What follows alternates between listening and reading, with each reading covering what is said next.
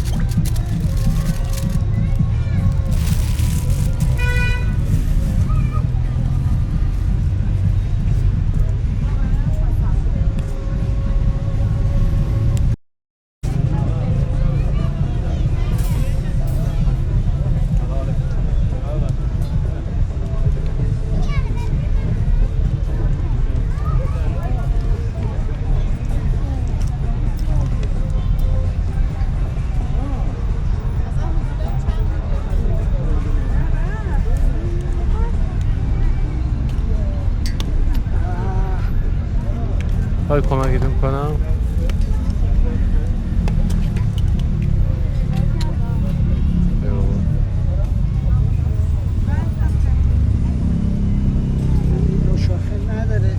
آره اذیت میشه. وایسی ببندش.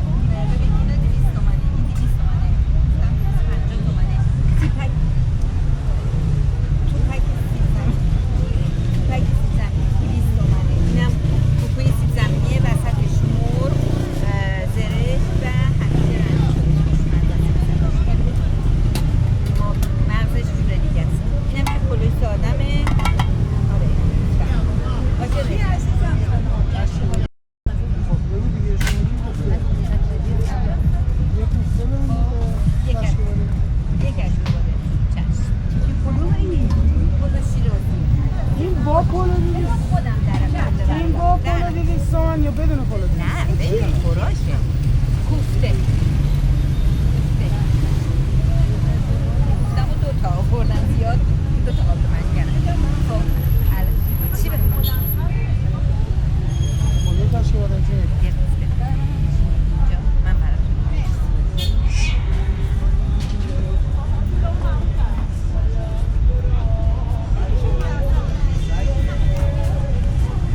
نه شما فقط میز بیا بذار اگه درست شده بیا بذار اینجا اینا بذار به اون کاری نداشته باش اصلا نه تینا جان شما برو سگو بگیر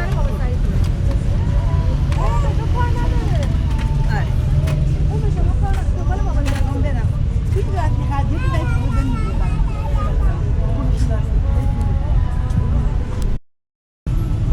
مادر جون چند وقت اینجایین؟ اول از همه خودتون معرفی کنید البته. من به هم میگن تو خونه صدا میزنن ندا مریم هستم 2 ساله میام اینجا اول با یه آش شروع کردم خیلی آشپزی رو دوست داشتم کلا اصلا از آشپزی خوشم میومد البته این علاقه کلا بچگی بعد شروع کردم با آش اومدم اینجا دیدم استقبال زیاده و همیشه ایدم این بود که غذا انقدر باید با عشق پخته بشه که آدما قبل از لذت بردن از مزه غذا اون حسش رو بگیرن و همین اتفاق برای همه غذاهام داره میفته خدا رو شکر انشالله کمشون پروزی باشه. حالا غذاهاتون رو برای ما معرفی میکنید.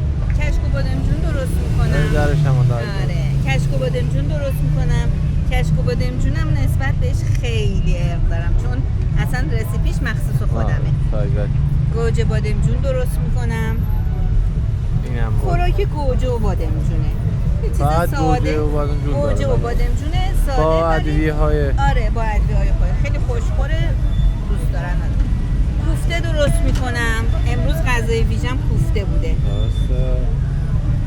این کوفته است این توپک‌های سیب زمینی رو درست میکنم این خلاقیت خودمه آره باله این خلاقیت خودمه کوکوی سیب زمینیه وسطش مغز گذاشته این مغز میتونه هر چیزی باشه بسته به نوع مذاق هر کس هر چی باشه امروز وسطش سینه مرغ هویج رنده شده است و زرشکه و زعفران قاطی میکنم مغزش رو وسطش میذارم کوکوی سیب زمینی رو میبندم بهش در حالت عادی کوکوی سیب زمینی خیلی روغن میگیره اما وقتی این رشته فرنگی رو بهش میگیری مانع جذب روغن میشه و تا میاد اینا به رشته بشه نمیذاره روغن زیاد جذب کنه خیلی خوشخوره وقتی شروع میکنن به خوردن 3 تا طعم متفاوت داره اولش خشکه بعد یه مایه سیب زمینی کوکو سیب زمینی لطیف و نرمه بعدش هم مزه اون خالی میخورم من یا با برنج نه دوست داشته باشم با نون اینا با نونه با نون آره این که پلوی بفرمایید غذا بگم کشک و بادمجون گوجه بادمجون کوفته بعد زرش پلو با مرغ این مرغشه پلوی ساده زرش پلو با مرغه بعد کوفته بدم بهتون چشم بعد ادامه بدم یکی غذا نه اشکال نداره غذا رو بده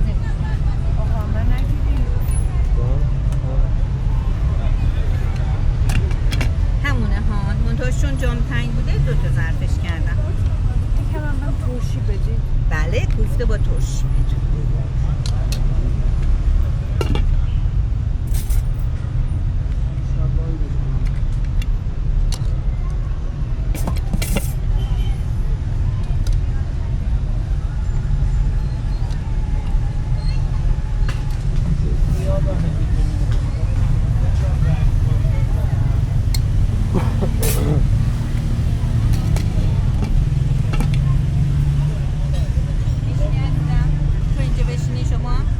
یا این ور بشی تا این ور بشی بیا اینجا بشی الان ترشی هم برات کردم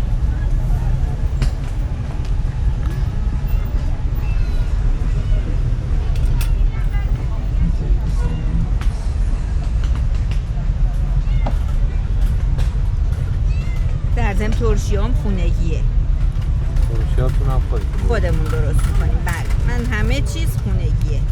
همه اینا رو تنهایی درست میکنی؟ ببین تنهایی که نمیشه گفت تنهایی. من دخترم، همسرم، پسرم اینا همه تو خونه همکاری میکنن.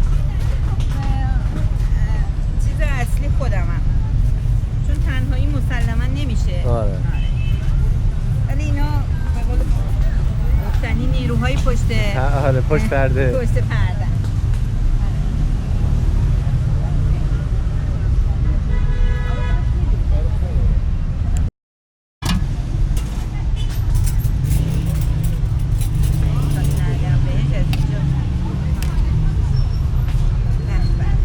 اینو بهش میگن پلو شیرازی. البته پلو شیرازی نه اون کلم پلو.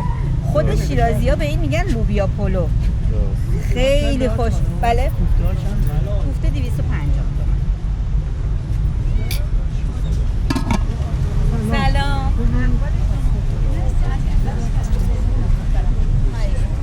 ادامه غذا رو میگی؟ کدومو داشتی میگفتی؟ اینو گفتم که کامل شده. آره کوفته‌رم که گفتم.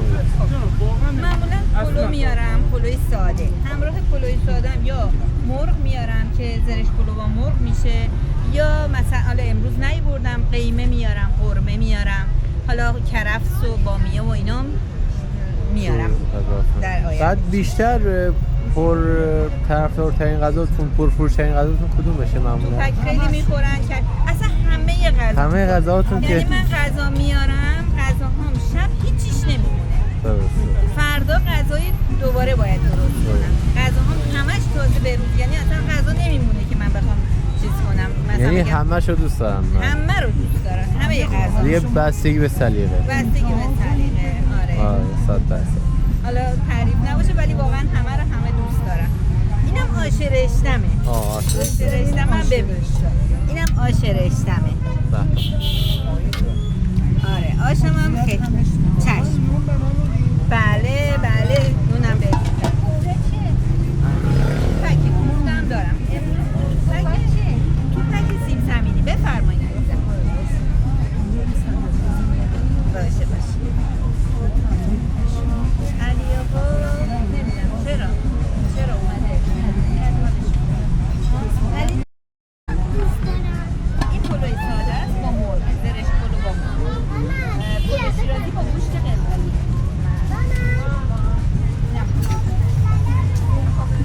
همه غذاها کشک بادمجون دارم، گوجه بادمجون دارم، کوفته دارم، توپک سیب زمینی دارم، دیگه آش رشته دارم. امروز اینا رو آوردم. حالا هر روز یه غذای، بعضیا ثابته ولی بعضیا هر روز متنوع. نه وسطش مغز داره و مغزش مثل کوپی سیب زمینی، وسطش مغزش مرغ، سینه مرغ، هویجه و زرشکه و زرده خوشمزه. یه دونه بگیرید وسطش قرار گرفته، دورش هم رشته فرنگی که یه نوشابه بدم یه آب که جذب روغنش کم باشه. به علی بزنم. نوشابه به اشکی میخوای یا نه؟ من فکر کردم آقا شما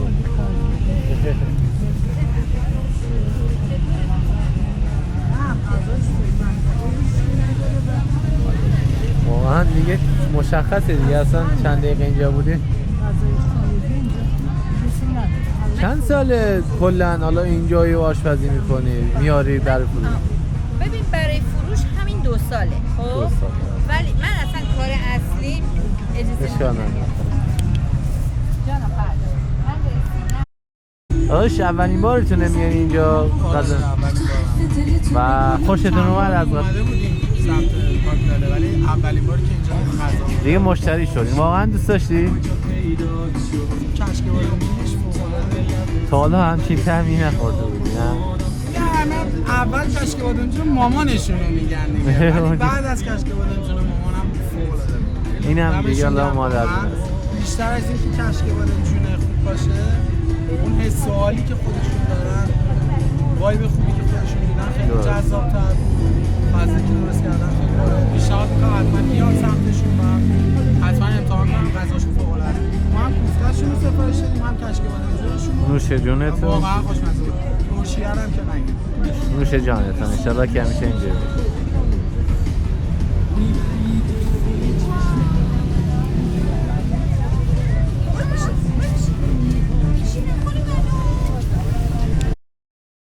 خب هم آش بشه. خب کش کنن. نه داغ میخوای نریزم اگه میگی یه ذره آره چرا یک کم بریز آره. بریم علی آقا.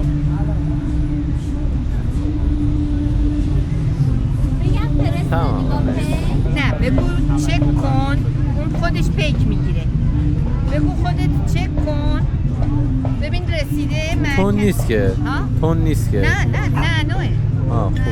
بیا روغنش هم میگیرم دست که در روغن نداشته نکنه. باشه، کمتر روغن داشته حالا که سلام بفهم.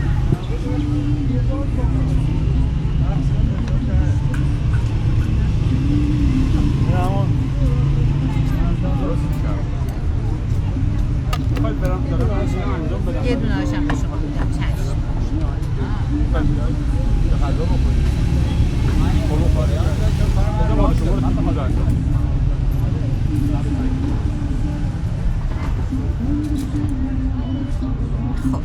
مرسی دست شما دارم. بخوریم و تعریف بشین کنیم. میشه جان. خب یه آش 0912 همون. آقا میتونی قاسم بخون؟ امشب میاد. آقا قاسم امشب آره. کوفته درست کرد چون یادمه همیشه میگفت کوفته اگر درست کردی به من خبر بده. حیفه کوفتش هم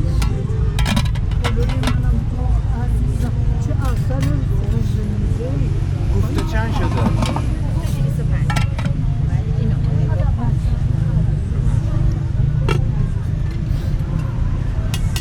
ببینم گفته میخوای تو گفته بودی هر وقت گفت. باید برم در کنه بشورم یه چند لحظه سلام. حال شما خوبه؟ سلامت حواسم نبود.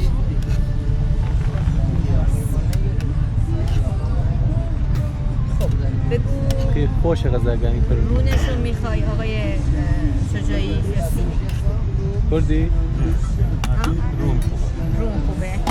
آب مرغ هم میخوام بریم اگه زحمت.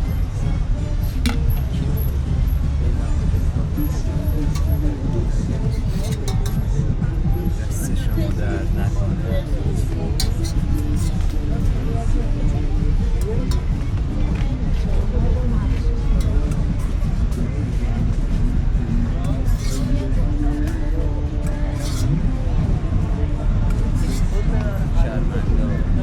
شرمنده نگیش تو رو خدا. یه ذرم از این توش بله نشیم بگیدم فقط من زهش میکنم برای بریزم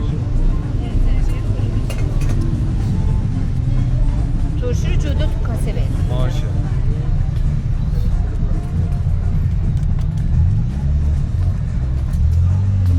سر زنش شرمنده که چیز شد نه خیلی بلو شد.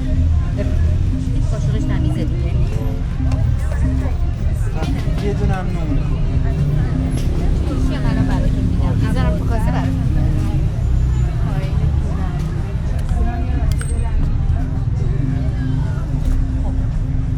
خوردی؟ آره. کشکوبات میمون؟ دوست داشتی؟ آره خیلی خوشمزه بود واقعا. نوشه دست در نکنه. آقای شجاعی مرسی دست شما درد. خواهش میکنه سرش رو در نوشه جان. خب زرشک هویج زعفرون باش که مایه درست شده اونو وسطش باشه دورش هم خورشت فرنگی پوشش داده شده که روغن زیادی جذب نکنه. همون مانع جذب روغن میشه. خوشخوره.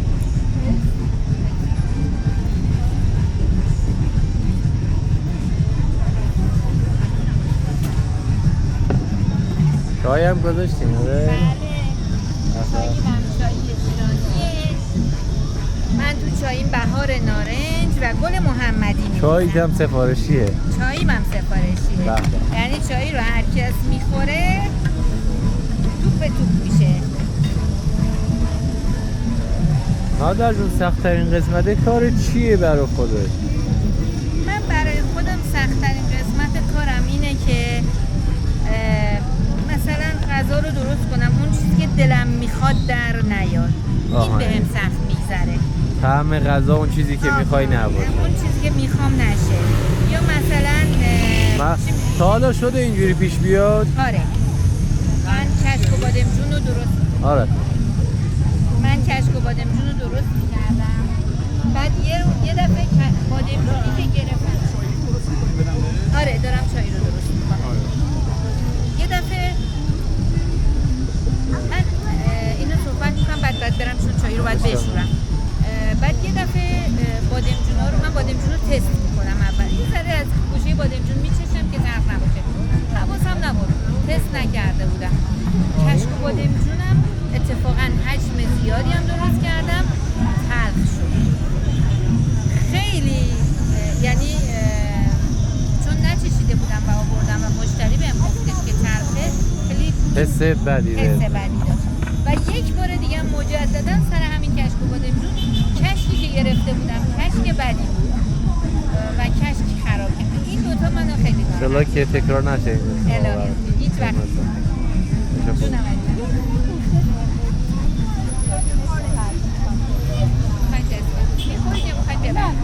میخورید باشه. اینجا این میز منه. این ور بنشینید. آره. اجازه میدید من چایمو بشورم بیارم برای دم کردن در چشم. الان براتون میگیرم. من چای رو بشورم بیارم.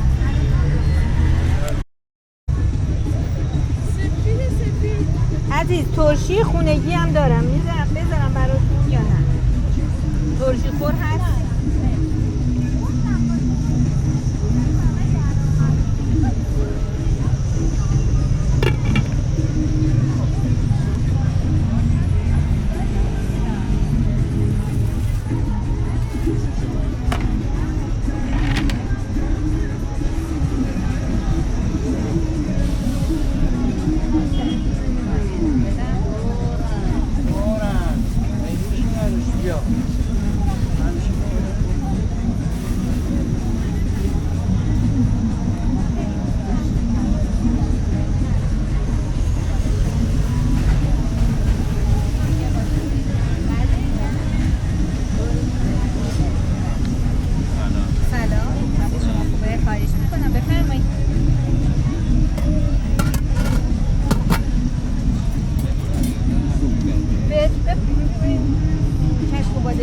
گوجه بادمجون دست و سیب زمینی زرشی پلو با مرغ، پلو شیرازی با گوشت قلقلی و آش رشته.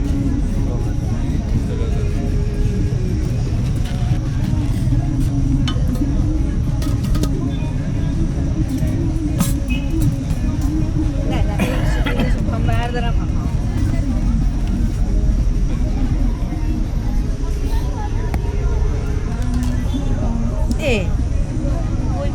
همین الان درشو وا کردیم و نشست.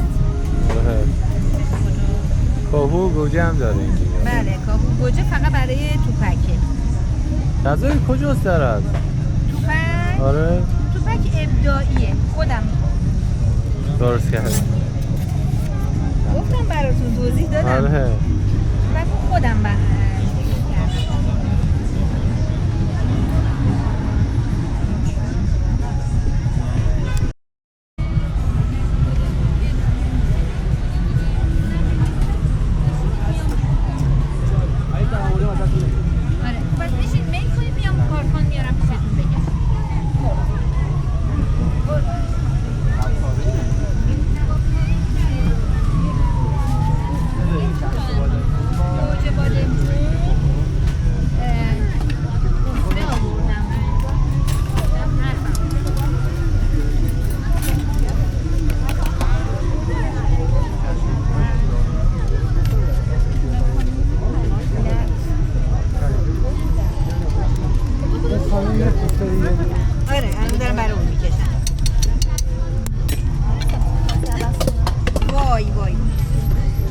ولی افتاد یا این بری؟ این بری افتاد.